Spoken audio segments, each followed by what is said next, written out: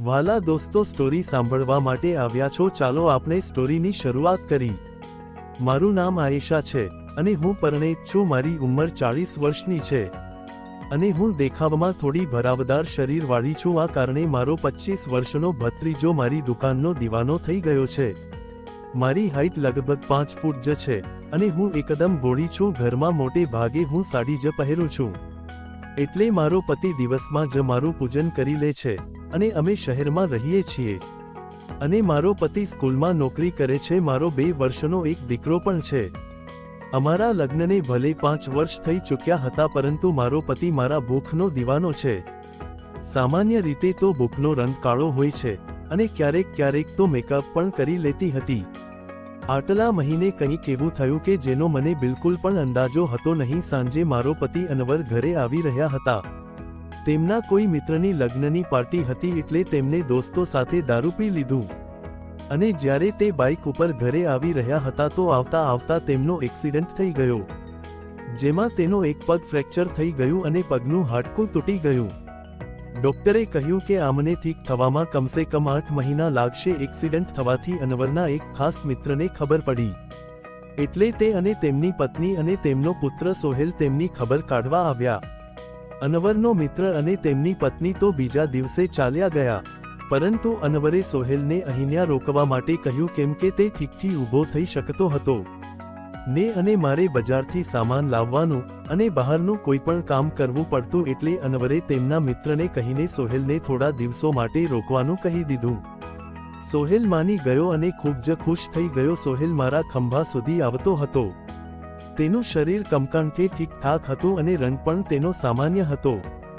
સોહેલ એકદમ સીધો સાદો છોકરો લાગી રહ્યો હતો અને હું પણ ખુશ થઈ ગઈ કે કોઈ તો મારી મદદ કરવા માટે રોકાઈ ગયું। આજે સોહેલ મારાથી થોડો શરમાઈ રહ્યો હતો, કેમ કે લગ્નમાં તે મને પહેલીવાર જ મળ્યો હતો। તે સમયે થતાં સૂઈ ગયો અને રાત્રે મેં અનવરને જમવાનું જમાડી દીધું અને તેમની પાસે બેસી ગઈ ત્યારે મારી અંદરની ભાવનાઓ બહાર નીકળી પડી અને અનવરને ઉદાસ ચહેરાથી કહ્યું, તે પણ શું દિવસો હતા જ્યારે તમે રોજ મારી રહ્યા હતા? અનવર આ સાંભળીને હસવા લાગ્યો અને બોલ્યો કે શું થઈ ગયું મારી નાની, આજ તો તું પૂરી જોશમાં છે। મેં કહ્યું કે નહીં નહીં, તમને તો મજાક સૂજી રહ્યો છે અને નહીં, મારી હાલત ખરાબ થઈ રહી છે। સાચું કહું તો આ ભૂતે મારી એકદમ ખરાબ હાલત કરી દીધી છે। મારો પતિ બોલ્યો, હું તારો દર્દ સમજી શકું છું, મારું પણ ખૂબ જ મન કરે છે, પરંતુ શું કરું, હું તો ઠીકથી ઊભો પણ થઈ શકતો નથી। બસ થોડા દિવસ જવા દે, પછી જોજે હું આ ભૂતનું શું હાલત કરીશ। ત્યારે મેં કહ્યું કે થોડા દિવસ નહીં, પૂરા 3 મહિના બાકી છે પ્લાસ્ટર ઉતારવાની અને મારે તો એક જ દિવસમાં આ હાલ થઈ ગયો છે। ખબર નહીં હવે આગળના દિવસો કઈ રીતે પસાર થશે। મારો પતિ મારી ઉદાસી દૂર કરવા માટે બોલ્યો કે ઠીક છે, તો તે નહીં તો કમસે કમ મને દૂધ જ પીવડાવી દે, ડોક્ટરે પણ કહ્યું છે। ત્યારે હું બોલી કે તમારા નસીબમાં તો તે પણ નથી, કેમ કે તમારા દીકરાએ તે પી લીધું છે। અમે બંને જોર જોરથી હસવા લાગ્યા। મારો પતિ મને ખુશ રાખવાની પૂરી કોશિશ કરતો હતો, પરંતુ હું શું કરું, બધું બેકાર હતું। થોડીવાર પછી અનવર સૂઈ ગયો, કેમ કે તેની દવામાં નીંદરની ગોળીઓ હતી, પરંતુ મને નીંદર ક્યાં આવી રહી હતી, એટલે હું ઊભી થઈને સોહેલને જોવા ચાલી ગઈ કે તે સૂઈ ગયો છે કે નહીં। સોહેલ હજી સુધી જાગી રહ્યો હતો અને તે પોતાનો મોબાઈલ જોઈ રહી હતો। મેં તેના રૂમમાં જઈને તેને પૂછ્યું, સોહેલ, રાતના 2 વાગી ચૂક્યા છે અને હજી સુધી તું સૂતો નથી, લાગે છે કે તારું મન નથી લાગી રહ્યું? સોહેલ ઉઠીને બેસી ગયો અને બોલ્યો, નહીં કાકી, એવી કોઈ વાત નથી, આમ જ હું ફોન જોતાં જોતાં સૂઈ રહ્યો હતો। પછી સોહેલે તેની કાકીને પૂછ્યું કે તમે પણ તો હજી સુધી જાગી રહ્યા છો? મેં કહ્યું કે આજકાલ નીંદર ક્યાં આવે છે? સોહેલ પૂછ્યું, કેમ, શું થઈ ગયું? મેં હસતાં હસતાં કહ્યું કે નહીં, કંઈ વાત નથી, બસ હું તને તે વાત કહી શકતી નથી। જ્યારે તારા લગ્ન થશે તો તું ખુદ સમજી જઈશ। મારા મોઢેથી આવું સાંભળતા જ સોહેલ પોતાની નજર નીચે ઝુકાવી લીધી અને અંદરને અંદર તે મુસ્કુરાવા લાગી। ત્યારે મેં કહ્યું, અરે તું તો આટલી વાત પર જ શરમાઈ ગયો।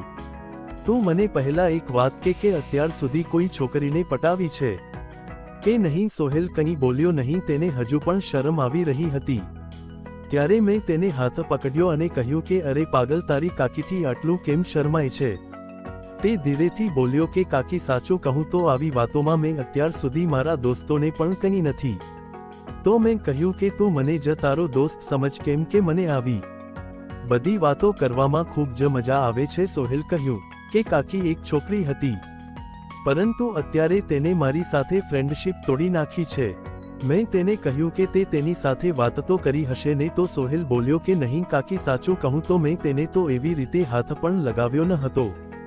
કહ્યું તું તો એકદમ શરીફ ભોળો છે, કોઈ વાત નહીં. હવે તું મારી પાસે આવી ગયો છે ને હું તને બધું શીખડાવી દઈશ. હું વાતો કરતાં કરતાં સોહેલના રૂમમાં જ સૂઈ ગઈ.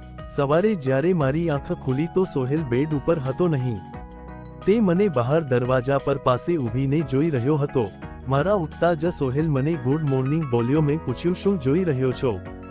તો તે બોલ્યો કાકી તમે ખૂબ જ ખૂબસૂરત લાગી રહ્યા છો. અચ્છા, તો હવે તું સવારે ખૂબસૂરતીનો નજારો લઈ રહ્યો છે અને રાત્રે તો ખૂબ જ શરમાઈ રહ્યો હતો. સોહેલ મુસ્કુરાઈને કહેવા લાગ્યો કે કાકી તમે જો ખોટું ન માનો તો એક તમને વાત પૂછી શકું છું? મેં કહ્યું અરે પાગલ, મને ભલા તારી વાતનું શું કામ ખોટું લાગશે? જે પણ તને પૂછવું છે તે પૂછી શકે છે. સોહેલ મને કહેવા લાગ્યો. તેમની આ વાત સાંભળીને મને સવારનું આવી ગયું. તેના પછી સોહેલ મારી સાથે એકદમ ભળી ગયો અને તે હવે મારાથી શરમાતો નથી. હું પણ હવે ખૂબ જ ખુશ રહેવા લાગી, કેમ કે મારો પણ સમય સારી રીતે પસાર થવા લાગ્યો.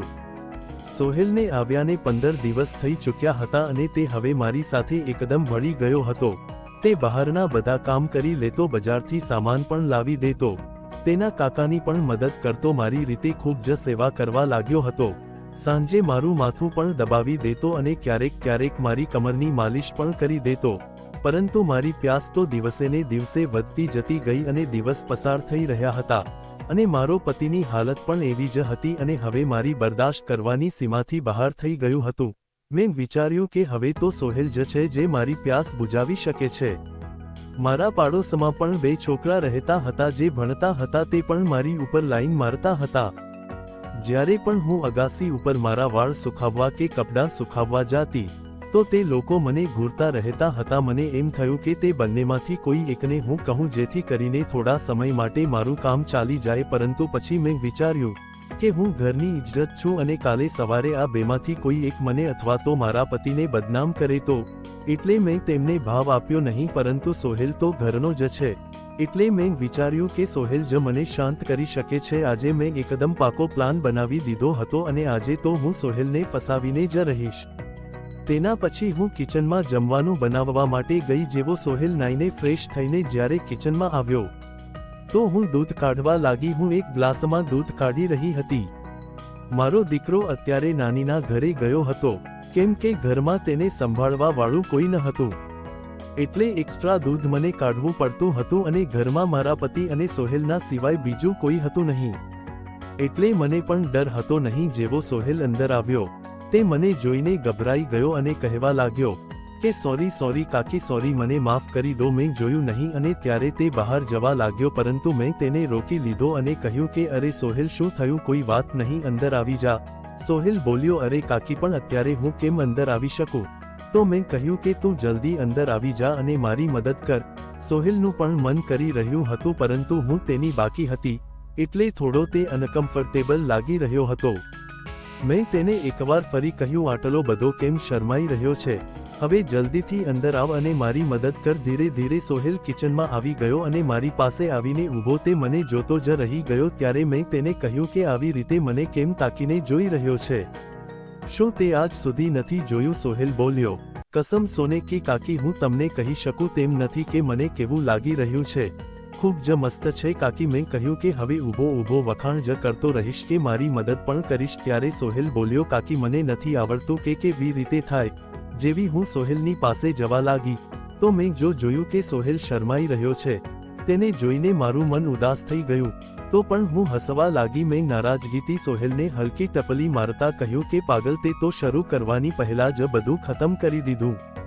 તેના પછી જ્યારે સોહેલનો નશો ઉતર્યો તો તે હરડાઈને કહેવા લાગ્યો કે સોરી કાકી, મેં આવું પહેલા ક્યારેય કર્યું હતું ને એટલે મારાથી કંટ્રોલ થયો નહીં. તેણે મારી કોઈ પણ વાત સાંભળી નહીં અને કિચનમાંથી તરત જ બહાર ચાલ્યો ગયો. મેં પણ તેને રોકવાની કોશિશ કરીને, કેમ કે હું સમજી રહી હતી કે આ બધું તેના માટે એટલું સહેલું નથી. આ બધામાં આજનું જમવાનું પણ મોડું થઈ ગયું એટલે મેં જલ્દીથી જમવાનું તૈયાર કર્યું અને અનવરને રૂમમાં જમવાનું લઈને ચાલી ગઈ. અનવર પણ જમવાની રાહ જોઈ રહ્યા હતા. અનવર બિલકુલ સીધા સાદા અને સરળ સ્વભાવના માણસ છે. તે મારી ખૂબ જ ચિંતા કરે છે. જ્યારે હું તેમને જમવાનું આપવા ગઈ તો હું એકદમ પસીનામાં લથપથ હતી. મને જોઈને તે બોલ્યા, આટલી બધી ઉતાવળ શા માટે કરે છે? ધીરે ધીરે કામ કરને, તે તારો હાલ શું બનાવી રાખ્યો છે? ત્યારે મેં તેની છેડતી કરતાં કહ્યું કે આ તો કંઈ નથી. જ્યારે તમે કામ કરો છો ત્યારે હું આનાથી પણ વધારે ખરાબ હાલતમાં થઈ જાઉં છું, અને ત્યારે તો હું તમને રોકવા માટે પણ કહું છું, પરંતુ તમે તો નો બેબી કહીને ઊભા રહો છો. મારા મોઢેથી આ સાંભળીને મારો પતિ હસવા લાગ્યો અને કહેવા લાગ્યો કે તું પણ છે ને, ક્યાંની વાત ક્યાં લઈ જાય છે. તેના પછી જમવાનું જમી લીધું અને મેં તેમને દવા પણ આપી દીધી. દવા લીધા પછી તેમને નીંદર આવી ગઈ અને તે આરામ કરવા લાગ્યા. હું પણ ખૂબ થાકી ચૂકી હતી, એટલે હું નાઈને ફ્રેશ થઈને સોહેલના રૂમમાં તેને જોવા ગઈ તો તે પણ સૂઈ ગયો હતો. પછી હું પણ આવીને આરામ કરવા લાગી. બીજા દિવસે સવારે જ્યારે હું સોહેલને ચા આપવા ગઈ તો તે પોતાના મોબાઈલમાં કંઈક જોઈ રહ્યો હતો. મને જોઈને તેના ચહેરા પર હલકી મુસ્કાન આવી ગઈ. હું પણ તેને જોઈને હસવા લાગી અને પછી મેં તેને પૂછી લીધું કે શું વાત છે? તો સહેલ બોલ્યો કે કાકી, તે મારું પહેલી વખતનો અનુભવ હતો. પ્લીઝ તમે ખોટું લગાડશો નહીં. હું સાચું કહું છું કે બિલકુલ પણ હું કંટ્રોલ કરી શક્યો ન હતો. ત્યારે મેં તેને રોકતા કહ્યું કે અરે બેવકૂફ, હું શું કામ ખોટું લગાડીશ, અને સાચું કહું તો મને પણ સારું લાગી રહ્યું હતું. તેના પછી મેં સોહેલને ચા આપી અને તેની સાથે બેસીને ચા પીવા લાગી. અમે બંને વાતો કરવા લાગ્યા. આજે સહેલ તો મારા ફક્ત વખાણ જ કરી રહ્યો હતો. તેના મોઢેથી તો ફક્ત ફૂલ જ નીકળી રહ્યા હતા મારા માટે. કાકી, તમે તો ખરેખર ખૂબ જ સારા છો.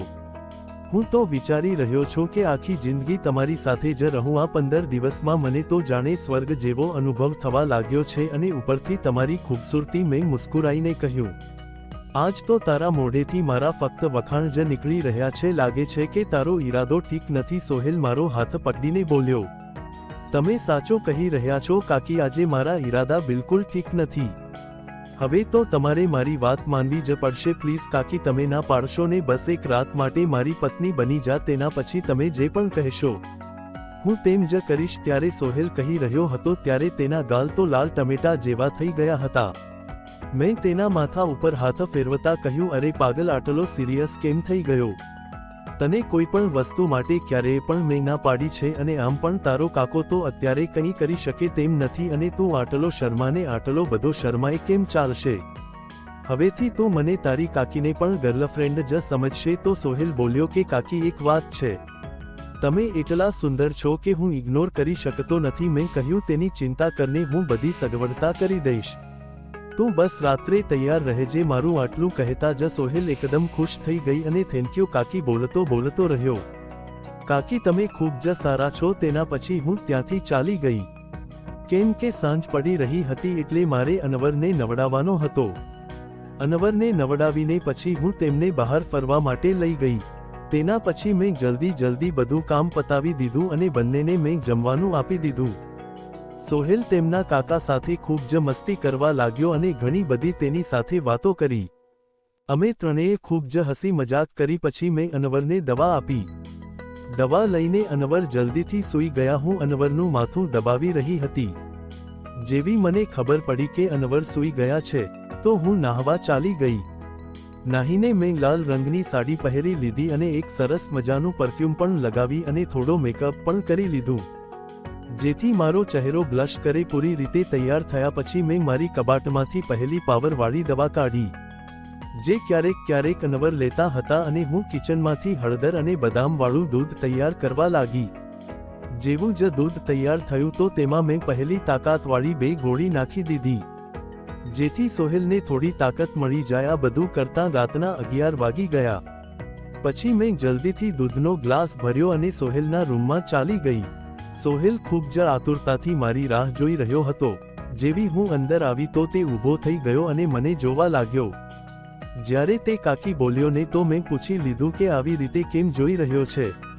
તું મને કે હું કેવી લાગી રહી છું? સોહેલ કહ્યું, કાકી, મન તો એમ કરી રહ્યું છે કે તમને અત્યારે ખાઈ જાવ ને. હસતા તેને દૂધનો ગ્લાસ આપ્યો ને કહ્યું કે મને ખાવાની જરૂર નથી, બસ તું આ દૂધ પી લે. સોહેલ જલ્દીથી એક જ શ્વાસમાં આખું દૂધ પી લીધું.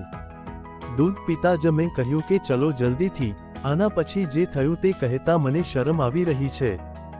જ્યારે મેં સોહેલને કહ્યું વધારે ખા નહીં, હજુ તો કેટલું ખાઈશ, તો સોહેલ જવાબ આપ્યો કે નહીં કાકી, તમને ખબર નથી કે આ કેટલી મીઠી છે અને આના તો અમે દીવાના હોઈએ છીએ. આ સોહેલની પહેલી પૂજા હતી એટલે તે અડધો કલાકથી વધારે પૂજા કરી શક્યો નહીં. એટલે મેં પણ તેને રોક્યો નહીં અને હું વધારે થાકી પણ હતી નહીં. પરંતુ સોહેલ તો પસીનો થઈ ચૂક્યો હતો. મને પણ 1.5 મહિના પછી પૂજનનું સુખ મળ્યું હતું, તો હું પણ ખૂબ જ ખુશ હતી. તેના પછી સોહેલ થાકી ચૂક્યો હતો અને આરામ કરવા લાગ્યો. હું પણ ત્યાં જ હતી. જ્યારે મેં તેને પૂછ્યું કે કેવું લાગ્યું ફર્સ્ટ ટાઈમ, તો સોહેલે જવાબ આપ્યો કે કાકી સાચું કહું તો એવું લાગી રહ્યું હતું કે જિંદગીના બધા સુખ એક સાથે મળી ગયા. તમે દિલના ખૂબ જ સારા છો. એમ કહું તો કે દુનિયાની બધાથી સારી કાકી છો. પછી અમે વાતો કરતાં સૂઈ ગયા. સવારે જ્યારે ઉઠી તો બિલકુલ ફ્રેશ અનુભવી રહી હતી.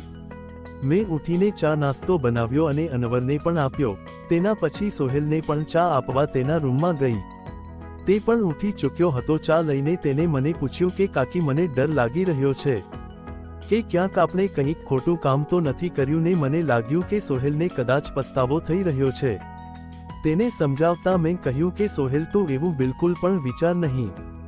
સાચું કહું તો આ મારી મજબૂરી હતી, કેમ કે તારા કાકા આ 2 મહિનાથી ઠીક નથી અને મને આટલી બધી રાહ જોવી પડે એમ હતી અને આટલી રાહ જોવી મારાથી ખૂબ જ મુશ્કેલ હતી.